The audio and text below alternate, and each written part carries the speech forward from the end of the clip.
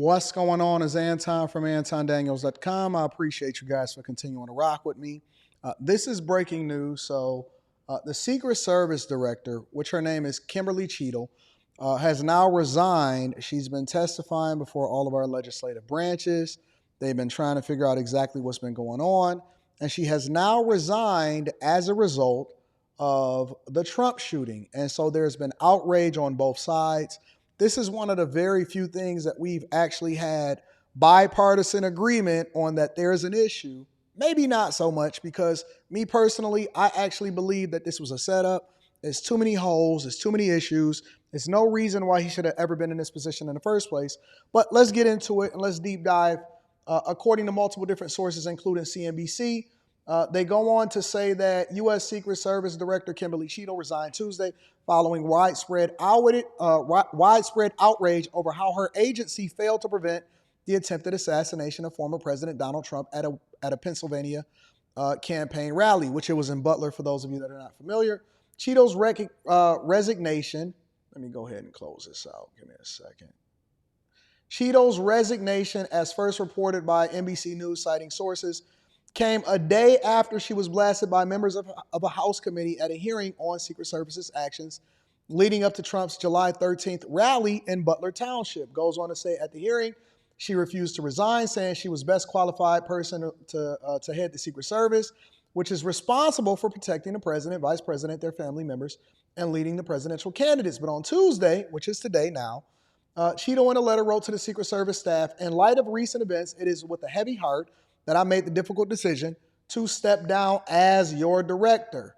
The Secret Service's solemn mission is to protect our nation's leaders and financial infrastructure.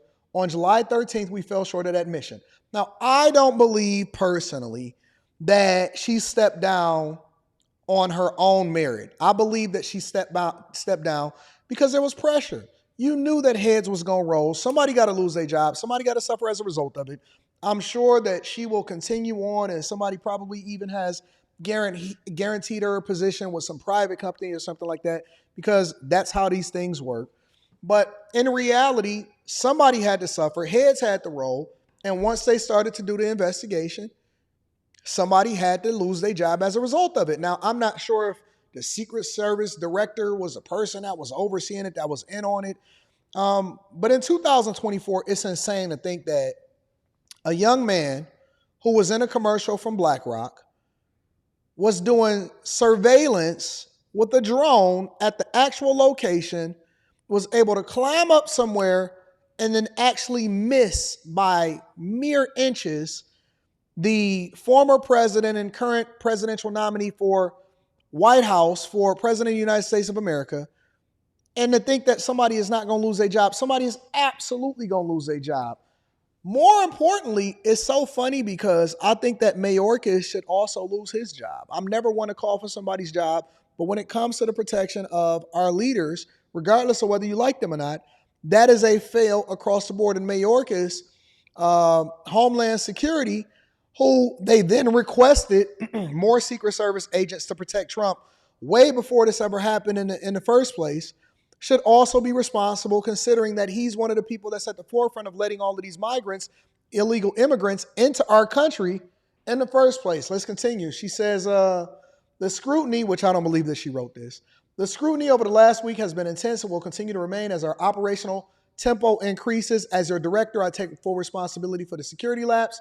The chairman of the House Oversight, and we don't know how many other people got fired, the chairman of the House Oversight and Accountability Committee, which grilled Cheatle on Monday in a statement on her resignation, said it will not stop the panel's demand for more accountability from the Secret Service. Secret Service has a no-fail mission. Any small issue, any breach, any problem that ultimately results in one of the leaders getting hurt, that is a fail. There is no room for error. Terrorists, people that ultimately are trying to take out our leaders, people that disagree with what's going on, they can try 1,000 different times with 1,000 different people, but you can't fail once. And when you take these positions, the accountability is intense. It's going to be huge, because any attempt on our leader's life then erodes public trust and our ability to be able to protect ourselves, let alone the United States of America. Says the Secret Service has a no-fail mission, yet it failed historically on Director Cheatle's watch. And you know ain't nobody else going to take the L, so she got to take the fall. At yesterday's Oversight Committee hearing, Director Cheatle still instilled no confidence that she has the ability to ensure the Secret Service can meet its protective mission. While Director Cheatle's resignation is a step towards accountability, we need a full review of how these security failures happen so that we can prevent them from going forward. This ain't hard. Even the people in the audience was able to see what was going on, and he shot from 150 yards out, as indicated right here. And it says the Secret Service did not extend its security perimeter for the rally to include the complex that included the building, instead leaving it up to local law enforcement officials to secure that area, which is cap, which is trash. And then the snipers, they had snipers on the roof and everybody, which we don't get to see that until after the aftermath. But let's continue to go on. It says Secret Service agents also allowed Trump to take the stage and begin speaking after receiving a report from local police that a suspicious person had been seen at the event. The person ended up being Crooks, who was killed by a Secret Service sniper after he fired multiple rounds at Trump. So they had already got the reports and they still did nothing for it. So she got to go. This past weekend, Secret Service admitted that on the heels of the shooting, it had incorrectly stated that the agency had not rejected requests from Trump's campaign for enhanced security for him, which I already spoke on. Mayorkas, they had been requesting this for a long time, not only for his homes, but him on the campaign trail. They had been requesting additional agents to secure Trump. And we know in this political climate, especially with all of these crazy people, and again, I don't believe that this was not an inside job, but that's just my opinion in particular. The shooting, the most serious assassination attempt against the U.S. president in more than 40 years, came after the Secret Service was informed of intelligence that Trump was a target of an Iranian assassination plot. Crooks has not been linked to Iran. Secret Service in recent years has been a target of criticism for a series of scandals and missteps. So she has now resigned, and I don't believe that this is the end of it. It should not be the end of it. They should not conclude this investigation by just saying, oh, okay, well, she should lose her job. Who else dropped the ball? Why is this? Why did they overstep this? Why is it so many different failures that came along with this issue? And why do some people even have security clearance in the first place? I'm going to deep dive into this a little bit more on the Millionaire Morning Show. I'm curious as to what you guys think. Again, make sure you tap into the Patreon. Link is in the description as well as pinned to the top of the chat.